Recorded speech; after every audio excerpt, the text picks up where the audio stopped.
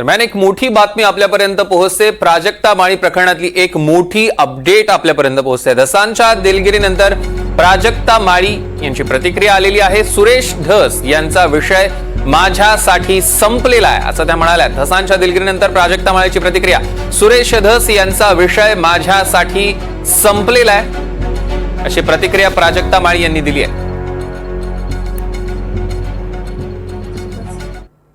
संतोषदादा देशमुख यांच्या बाबतीत जे काही घडलं ते बघून सबंध महाराष्ट्र हळहळला, आम्ही देखील हळहळलो। ती देखील घटना अतिशय निंदनीय आहे आणि त्यांच्या कुटुंबियांबरोबर आमच्या सहवेदना आहेतच आणि गुन्हेगारांवर कठोरातली कठोर कारवाई लवकरात लवकर झालीच पाहिजे याच मताची मी देखील आहे आणि मला खात्री आहे सबंध महाराष्ट्राचं हेच मत आहे। फक्त आम्ही समाज माध्यमांवर व्यक्त होत नाही याचं कारण पुन्हा तेच की आम्ही व्यक्त झालो की आमच्यावर टोळधाड पडते, ट्रोलिंग केलं जातं आणि अतिशय अनफॉर्च्युनेटली त्या ट्रोलिंगच्या देखील बातम्या केल्या जातात आणि आम्हा कलाकारांचं जे काम आहे ते सगळं सामाजिक प्रतिमेशी निगडीत आहे। त्यामुळे आम्हाला मर्यादा येतात। कलाकारांनी वैतागून हतबल होऊन समाज माध्यमांवर अशा गोष्टींबाबत व्यक्त होणं बंद केलंय।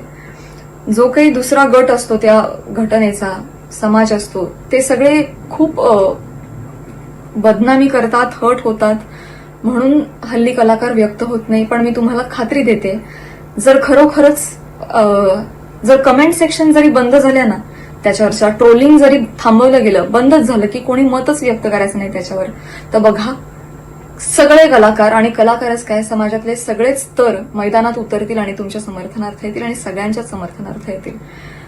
फक्त आता सोशल मीडिया आणि युट्यूब चॅनल्स हे मोकाट सुटलेत, त्यांना कुठल्याही नियमाअंतर्गत बसवता येत नाही। अभिव्यक्ती स्वातंत्र्याच्या नावाखाली मोकाट येत ते। अर्थात मी मुख्यमंत्री साहेबांकडे ही देखील विनंती केलेली आहे की याच्यात काहीतरी नियमावली असावी। ते देखील मला म्हणाले की केंद्र सरकारपासून सगळेजण याबाबत विचार करतायत आणि काहीतरी मार्ग काढायचा प्रयत्न करतायत। कुठल्या तरी ज्युरिस्डिक्शन अंडर त्यांना त्यांच्यावर कारवाई करता येईल असा प्रयत्न आहे आणि मला खात्री वाटते की माननीय मुख्यमंत्री साहेब या हत्या प्रकरणातील सगळ्या गुन्हेगारांवर कारवाई करतीलच आणि याही बाबतीत कठोर नियम आणतीलच। मला ही खात्री आहे। एवढ्या सगळ्या बाबींमधून मी फक्त एवढंच तुम्हाला सांगू इच्छिते की आमच्याही काही अडचणी आहेत, रिस्ट्रिक्शन्स आहेत, हे तुम्ही समजून घ्या आणि आमच्या हेतूवर अजिबात किंतु परंतु प्रश्न उपस्थित करू नका असं नाहीये।